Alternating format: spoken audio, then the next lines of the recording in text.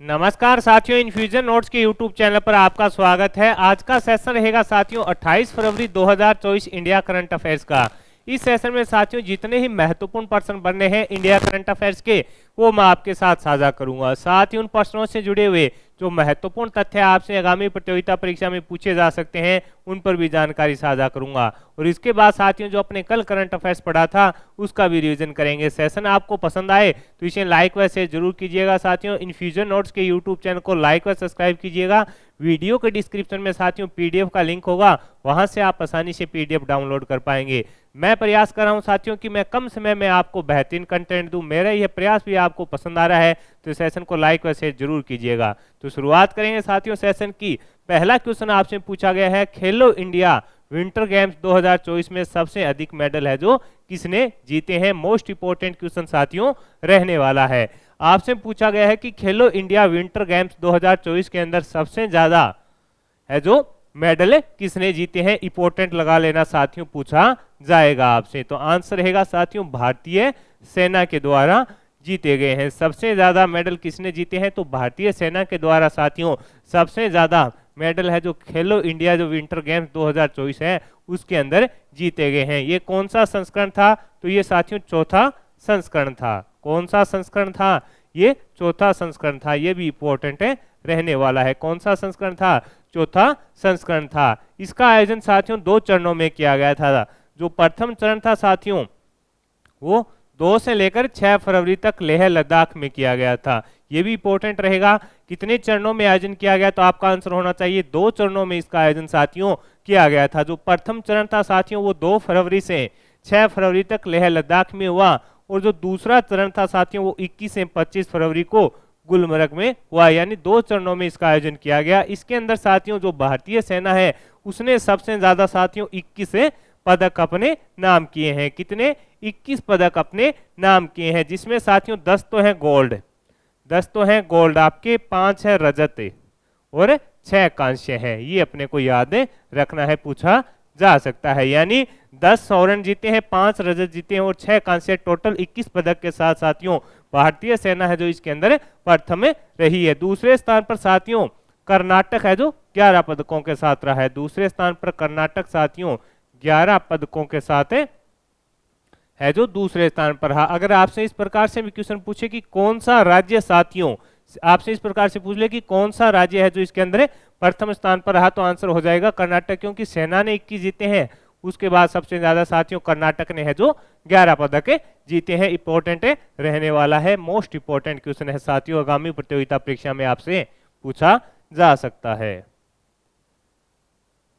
आगे बढ़ेंगे साथियों, अगले क्वेश्चन पर बात करेंगे। अगला क्वेश्चन आपसे पूछा है कि थाईलैंड में आयोजित पैरा वर्ल्ड बैडमिंटन चैंपियनशिप में है जो भारत कौन से स्थान पर रहा है। इस पर अपने साथियों कल भी चर्चा की थी कि इसके अंदर जो 3 स्वर्ण जीते हैं वो मैंने नाम आपके साथ साझा किए थे। आपसे पूछा है कि थाईलैंड में आयोजित पैरा वर्ल्ड बैडमिंटन चैंपियनशिप में भारत है जो कौन से स्थान पर रहा, तो आंसर हो जाएगा साथियों भारत है जो तीसरे स्थान पर इसके अंदर रहा है। कौन से स्थान पर रहा है, तीसरे स्थान पर भारत इसके अंदर रहा है। भारत ने साथियों 3 गोल्ड जीते हैं। कितने, 3 गोल्ड जीते हैं, और तीनों जो गोल्ड जीते हैं उनका नाम आपको साथियों कमेंट बॉक्स के अंदर बताना है। इस पर मैंने साथियों आपके साथ कल जानकारी साझा कर दी थी। 3 गोल्ड किसने जीते हैं उनका नाम आपको कमेंट बॉक्स के अंदर लिखना है।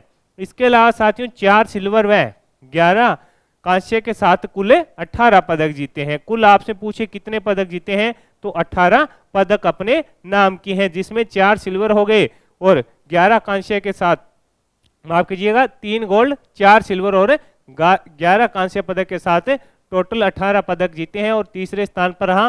प्रथम स्थान पर आपसे पूछे कौन रहा, तो साथियों चीन है जो इसके अंदर प्रथम स्थान पर रहा। ये भी अपने को याद रखना है। और आयोजन कहां पर किया गया, तो थाईलैंड के पटाया में साथियों इसका आयोजन है जो किया गया। अगले क्वेश्चन पर बात करेंगे साथियों। अगला क्वेश्चन आपसे पूछा है कि हाल ही में शिक्षा मंत्रालय ने 2024-25 स्तर से कक्षा प्रथम में प्रवेश की आयु कितनी निर्धारित की है। ये इंपॉर्टेंट रहने वाला क्वेश्चन है।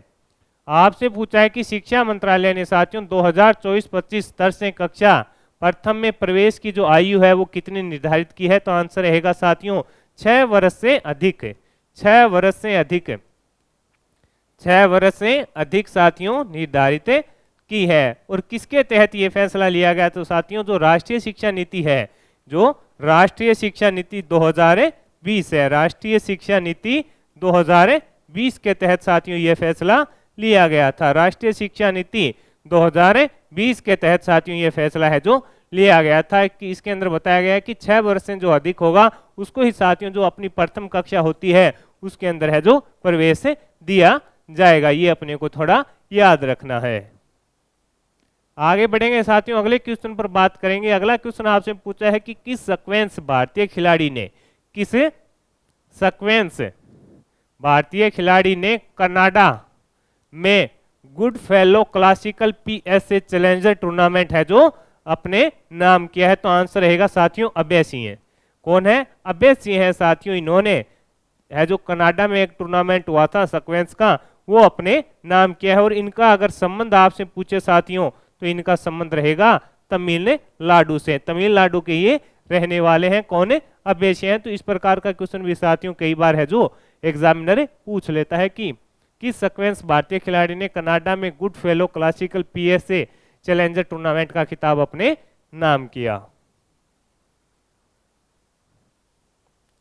अगले क्वेश्चन पर बात करेंगे साथियों। अगला क्वेश्चन आपसे पूछा है कि हाल ही में जारी नीति आयोग की रिपोर्ट के अनुसार देश में गरीबी कम होकर कितने प्रतिशत आ गई है? यानी एक साथियों रिपोर्ट आई है, उसके आधार पर आपसे पूछा है कि देश में जो अपने गरीबी है वो कम होकर कितने प्रतिशत आ गई है। तो साथियों जो आंकड़े आए हैं उसके आधार पर अपने 5% है जो अब गरीबी आ गई है। 5% गरीबी घटकर कम होकर कितने प्रतिशत आ गई है? तो 5% आ गई है साथियों। नीति आयोग के मुख्य कार्यकारी अधिकारी BVR सुब्रमण्यम ने कहा कि नवीनतम उपभोक्ता व्यय सर्वेक्षण से संकेत मिला है कि देश में गरीबी कम होकर 5% पर आ गई। यानी उपभोक्ता व्यय सर्वेक्षण की एक रिपोर्ट आई है, उस पर भी अपने आगे बात करेंगे। क्वेश्चन है जो टीम के द्वारा इसके अंदर लगाया गया है, उस पर भी बात करेंगे। उस रिपोर्ट के आधार पर है जो अपने देश के अंदर साथियों जो गरीबी है वो कितनी रह गई है? 5% रह गई है। तो ये इंपॉर्टेंट रहने वाला है। अगला क्वेश्चन आपसे पूछा गया है कि विश्व बैंक की वैश्विक पर्यावरण सुविधा के स्वतंत्र मूल्यांकन कार्यालय के निदेशक कौन बनी है? विश्व बैंक की वैश्विक पर्यावरण सुविधा स्वतंत्र मूल्यांकन कार्यालय की निदेशक कौन बनी है? तो आंसर होगा साथियों गीता बत्रा को बनाया गया है। किसको? गीता बत्रा को साथियों विश्व बैंक की वैश्विक पर्यावरण सुविधा की स्वतंत्र मूल्यांकन कार्यालय की निदेशक है जो बनाया गया है। ये इंपॉर्टेंट रहने वाला है और ये पहली महिला है। तो साथियों आगामी प्रतियोगिता परीक्षा में अपने लिए क्वेश्चन क्या है? इंपॉर्टेंट रहने वाला है। विश्व बैंक की साथियों 1994 के अंदर स्थापना है जो की गई थी। इसका जो मुख्यालय है वो वाशिंगटन डीसी के अंदर है, वाशिंगटन डीसी के अंदर है। और इसके जो अध्यक्ष हैं वो अजय बंगा है। ये भी अपने को याद रखना है। तो इंपॉर्टेंट रहने वाला है। गीता बत्रा को साथियों निदेशक बनाया गया है और ये पहली महिला है। तो इंपॉर्टेंट रहेगा साथियों। अगले क्वेश्चन पर बात करें साथियों। अगला क्वेश्चन आपसे पूछा है कि पंकज उदास का निधन हो गया, वो कौन थे? पंकज उदास का निधन हो गया, वो कौन थे? तो आंसर है साथियों गजल गायक थे। कौन थे? पंकज उदास गजल गायक थे। कौन थे? गजल गायक थे। और इनको साथियों 2006 के अंदर क्या दिया गया था? पद्म श्री दिया गया था। 2006 के अंदर साथियों इनको पद्म श्री है जो दिया गया था। ये अपने को थोड़ा याद रखना है। चर्चित व्यक्ति हैं साथियों, कई बार हाल ही के अंदर पंकज उदास का निधन हो गया, इनका संबंध किससे था या इनको पद्म श्री है जो कब दिया गया था? इस प्रकार का क्वेश्चन है जो पूछ लिया जाता है।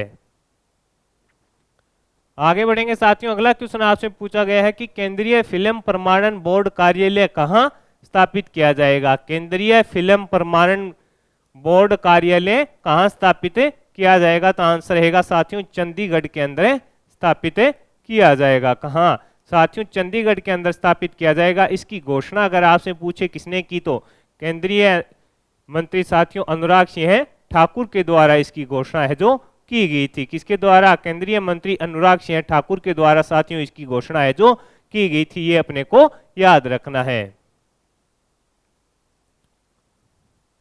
अगला क्वेश्चन आपसे पूछा है कि हरियाणा सरकार ने महिलाओं में स्तन कैंसर का पता लगाने के लिए कौन सा कार्यक्रम शुरू किया है। आपसे पूछा गया है कि हरियाणा सरकार के द्वारा महिलाओं में स्तन कैंसर का पता लगाने के लिए कौन सा कार्यक्रम शुरू किया गया है। तो आंसर रहेगा साथियों सवेरा एक जो कार्यक्रम है वो हरियाणा सरकार के द्वारा शुरू किया गया है और साथियों 25 फरवरी को, कब है 25 फरवरी को साथियों हरियाणा के मुख्यमंत्री श्री मनोहर लाल जी खट्टर के द्वारा इस अभियान की शुरुआत की गई है। ये अपने को याद रखना है और आपसे पूछा भी जा सकता है, इंपॉर्टेंट रहने वाला है।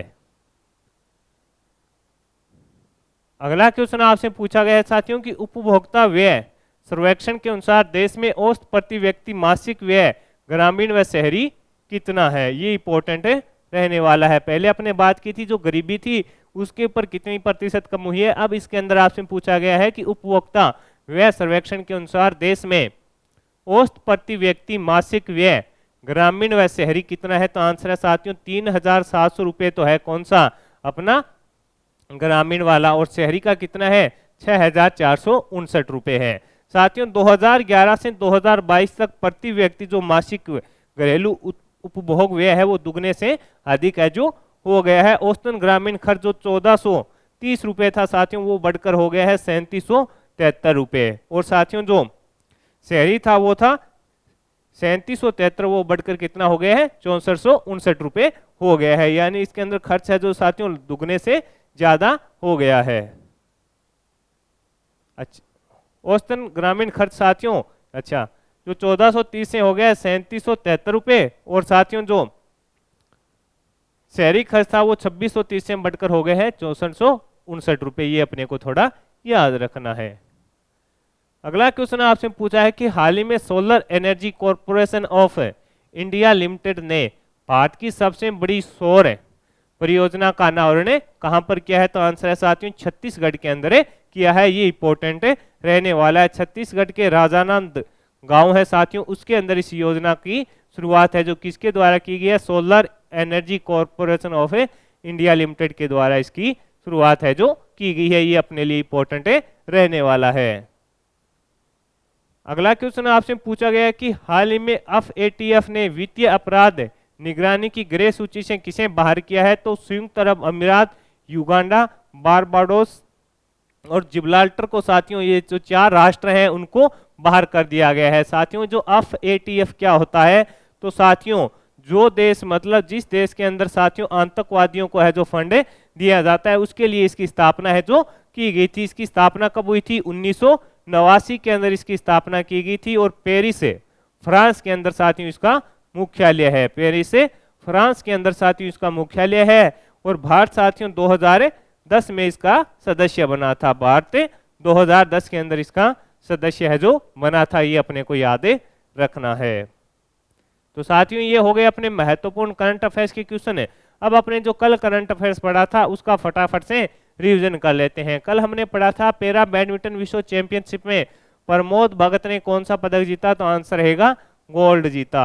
महाराष्ट्र भूषण पुरस्कार 2023 से किसे सम्मानित किया गया, अशोक सराफ को। दिल्ली में आयोजित हो रही मिस वर्ल्ड प्रतियोगिता में मिस वर्ल्ड स्पोर्ट्स वुमेन कौन बनी है। तो आंसर है लुशियाजा बेजिक बनी है। क्रोशिया की ये रहने वाली है। ये भी अपने को याद रखना है। देश में रक्षा उत्पादन के सेक्टर में प्रथम बार एमएसएमई डिफेंस एक्सपो का आयोजन कहां पर किया जा रहा है। तो पुणे महाराष्ट्र के अंदर इसका आयोजन किया जा रहा है। पीएम मोदी द्वारा किस राज्य में Lara super thermal power station का शुभारंभ है जो किया गया। तो आंसर रहेगा छत्तीसगढ़ में। किस राज्य में देश के सबसे लंबे केबल पुल सुदर्शन सेतु का उद्घाटन किया गया। तो आंसर रहेगा साथियों गुजरात के द्वारका में। भारत और किस देश के बीच धर्म गार्जियन अभ्यास का आयोजन किया जा रहा है। तो आंसर रहेगा जापान का। और कहां पर आयोजित हो रहा है, तो राजस्थान के महाजन के अंदर। हाल ही में एशियाई वायु गुणवत्ता एएसआई एक्यू मिशन के तहत DC-8 किसने लॉन्च किया। तो आंसर रहेगा नासा। पायलट प्रोजेक्ट के तहत कितने राज्यों में सहकारी क्षेत्र की दुनिया की सबसे बड़ी सहकारी अनाज भंडारण योजना शुरू की गई है। तो आंसर रहेगा साथियों 11 के अंदर। शरद चंद्र पवार की राष्ट्रवादी कांग्रेस पार्टी का कौन सा चिन्ह आवंटित किया गया है। तो तुरहा बजाता व्यक्ति। राष्ट्रपति भवन के अमृत उद्यान में पर्पल फॉरेस्ट का उद्घाटन किसने किया? तो आंसर रहेगा द्रौपदी मुर्मू के द्वारा। पीएम मोदी ने कहां पर 1450 करोड़ से अधिक की विकास परियोजनाओं का शिलान्यास व लोकार्पण किया? तो द्वारका के अंदर किया। तो इस सेशन के अंदर साथियों जितने ही महत्वपूर्ण प्रश्न बन रहे थे वो मैंने आपके साथ साझा कर दिए हैं। साथ ही उन प्रश्नों से जुड़े हुए जो महत्वपूर्ण तथ्य आपसे आगामी प्रतियोगिता परीक्षा में पूछे जा सकते हैं उस पर भी जानकारी साझा कर दी है। सेशन आपको पसंद आया है तो इसे लाइक व शेयर जरूर कीजिएगा। इन्फ्यूजन नोट्स के यूट्यूब चैनल को लाइक व सब्सक्राइब कीजिएगा और अपने दोस्तों में भी इसे जरूर शेयर कीजिएगा। धन्यवाद साथियों। वीडियो के डिस्क्रिप्शन में पीडीएफ का लिंक होगा, वहां से आप आसानी से पीडीएफ